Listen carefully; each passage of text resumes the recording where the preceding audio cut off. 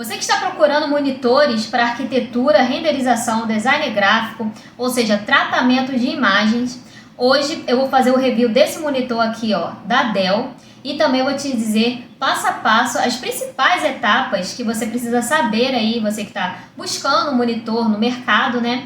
Então acompanha esse vídeo que eu vou fazer um review completo e também eu vou testar um projeto aqui, ó, na prática, para ver como ele se comporta em quesito cores, sombras, enfim. Então vamos lá. Olá, sejam todos muito bem-vindos a mais um vídeo aqui no canal. E bom, para você que não me conhece, eu me chamo Darlene, eu sou arquiteta, designer de interiores, sou apaixonada por 3D já há alguns anos aí. E bom, gente, hoje, como vocês puderam perceber, chegou um monitor da Dell aí pra mim. E bom, falando um pouco aí sobre a minha trajetória com monitores. Eu buscava, né, um monitor para mim assim, com a função de tratamento de imagens. Então, renderização para arquitetura, arquivis, edição no Photoshop, isso tudo eu procurava, eu buscava. A primeira fonte de imagem, né, que eu usava como monitor era uma televisão LG. Então, quando eu renderizava e passava para o Photoshop e depois eu mandava para o cliente ou mesmo olhava no meu celular, eu sentia muita diferença em questão assim da qualidade da imagem, das sombras de contato. A iluminação ficava muito diferente do que eu enxergava, por exemplo, no meu computador. E isso me dificultava muito o meu dia a dia, a minha praticidade assim. Então eu tinha que colocar no celular, editava tudo pelo celular após, né? Então assim, demorava bastante esse processo. Aí depois eu troquei a minha televisão e fui para um monitor da OC. Era um monitor bem simples, era um monitor assim pequeno, né? Então o problema que eu tive com aquele monitor foi que também essa questão assim de qualidade de imagem, das sombras, da saturação, das cores, eu também ficava com a vista muito cansada, porque quem trabalha com imagem entende, né? Esse tempo que você leva, por exemplo, a fazer uma renderização para editar alguma imagem, por exemplo, eu ficava horas na frente do monitor e ficava com a vista muito cansada, com uma dor de cabeça terrível no final do dia. Percebi que existem monitores para objetivos específicos, como por exemplo o meu era para um tratamento de imagem, né? Seja renderização, enfim. Então existem monitores para esse público, né? Esse profissional que vai usar especificamente para isso. Então é muito importante você saber qual o seu objetivo atualmente. Eu desejo ter um monitor profissional para tratamento de imagem, eu vou trabalhar com design gráfico, vou trabalhar com renderização, arquitetura, enfim. Eu vou querer usar ele mais para um hobby, ou mesmo eu vou usar como game, vou gravar alguns vídeos e tal. Ou eu só vou usar para assistir alguns filmes, séries, usar o Word de vez em quando, enfim. Então, saiba o seu objetivo, tá? Começando então falando das principais funções que você precisa saber, você que está buscando um monitor aí de qualidade, falando sobre o painel IPS. Bom, quem nunca ouviu falar, né, sobre essa nova função aí que está entrando no mercado dos monitores, das televisões, é uma variação do LCD, que nada mais é que te auxilia a você conseguir enxergar o seu projeto com maior detalhamento, sem você precisar estar no centro do monitor, né? Então eu tive esse problema com o meu monitor antigo, que é uma OAC, que quando eu virava a tela do monitor, ou mesmo saía do enquadramento da tela, eu já perdia a qualidade de imagem. Então, as telas IPS, ela trouxe aí essa nova solução aí para você. Caso você tenha um escritório com vários computadores, você não vai perder essa qualidade de imagem se você virar, por exemplo, o seu corpo assim, e você vai conseguir enxergar o seu projeto em diversos ângulos que ele está. Bom, outro passo importante que você deve observar são as informações quanto às cores Delta E e sRGB, que é o seguinte: atualmente os monitores ele vem com um padrão agora com sRGB, com os valores aí bem diferentes. E também existem alguns mais antigos, que são Adobe RGB. Porém, na hora que você for comprar um monitor para tratamento de imagem, você deve observar que esse sRGB, a informação, ele deve estar mais próximo de 100. Então, você vai encontrar monitores profissionais com sRGB 100, 99 e no máximo aí você pode pegar um sRGB de 98. Já em relação ao ΔE também é bem simples. Você tem que procurar valores de ΔE menores do que 2. Quanto mais próximo do zero, ele mais fiel às cores ele vai ter. Fizeram, né, um modelo de cores universal em que esse ΔE ele vai se basear naquele modelo. Se o meu monitor ele tem um ΔE menor do que 2, eu vou ter certeza que aquele azul que eu estou colocando na poltrona, por exemplo, ele vai estar mais próximo do azul no real. Então, em relação ao tamanho da tela, é uma coisa mais pessoal, tá?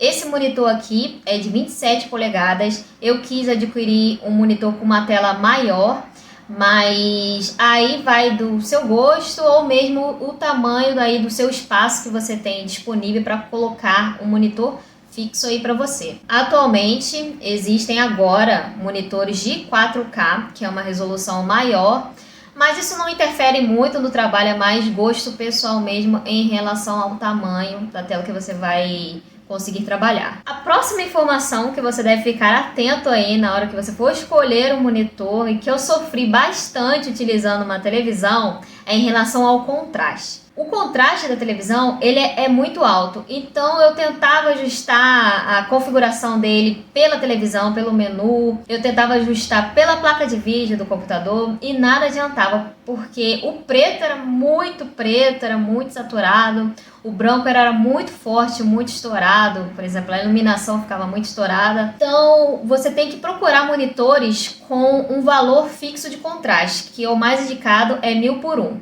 Que ele não vai ter esse problema em relação ao preto, ao branco. Então, quando você for colocar aquela iluminação, ele vai ficar mais suave, digamos assim. Outra informação importante que passa bem despercebido aí pro pessoal é em relação à tela. Existem telas brilhosas e tela fosca. O que acontece? Essa tela aqui é a tela fosca, então vocês podem perceber aí, ó, no vídeo, que quando o sol bate aí na tela, ele vai ficando um brilho mais fosco, mais suave, digamos assim. E agora vamos abrir aqui um projetinho aqui na prática para vocês verem como que ele se comporta, tá? Em seguida eu vou colocar aqui no celular para ver se tem alguma diferença e também ao meu antigo monitor, que é o LG, beleza? Então vamos lá. Voltando aqui então para essa imagem aqui de um projeto que eu fiz, inclusive está aqui no meu canal, então assista lá se você quer aprender a fazer essa imagem renderizada aqui do zero, utilizando o Inkscape. E bom, eu vou estar utilizando como referência a imagem que você vê pelo celular, tá? Vendo essa imagem aqui pelo computador, eu já sinto diferença, principalmente em relação a essas sombras aqui, ó. Aqui no monitor, essas sombras estão bem mais claras. E nessa parte aqui, ó, todas essas sombras, tanto as sombras de contato quanto aqui embaixo da mesa, está bem mais claro na hora que eu visualizo aqui na imagem do monitor. E em relação ao celular, está bem mais escuro, tá? Aqui no Dell, vocês podem perceber, ó, que já teve uma diferença nessa parte aqui da sombra, ó. Ela tá bem mais suave e também mais escura nessa parte aqui também, ó, de contato aqui. Eu senti em relação a esse monitor estar mais próxima na imagem que eu consigo visualizar aqui pelo celular. Uma coisa importante destacar aqui nesse monitor da AOC, que eu senti que essa imagem está num todo com uma tonalidade mais lilás. E eu não configurei assim, né? Então vai ter essa diferença na percepção que você vai ter nesse monitor visualizando. E no celular está mais azulada. Indo agora para a imagem de televisão, essa imagem está bem mais clara, mas ainda assim está boa de ser trabalhada.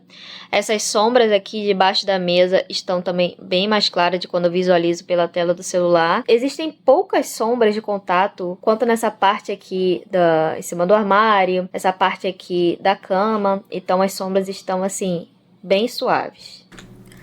Bom, agora indo para as especificações do monitor da Dell, eu deixei o link do site que eu comprei na descrição do vídeo. Então, para esse ano de 2023, o monitor está custando R$ 1.427. Ele já tem um desconto aqui, ó, que esse é o valor original. E para ler toda a nomenclatura de monitores da Dell é bem simples, que é esse nomezinho aqui, tá?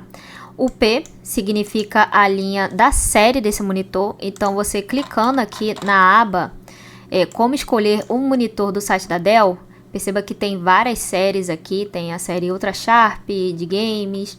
Eu escolhi essa série aqui profissional, então esse P aqui vai significar a série que você escolheu. 27, que são 27 polegadas. 22 é o ano que lançou esse monitor, então no caso foi em 2022. E essa última letra aqui, H, significa o formato da tela, que é da maioria das televisões também, que vai respeitar esse 16:9.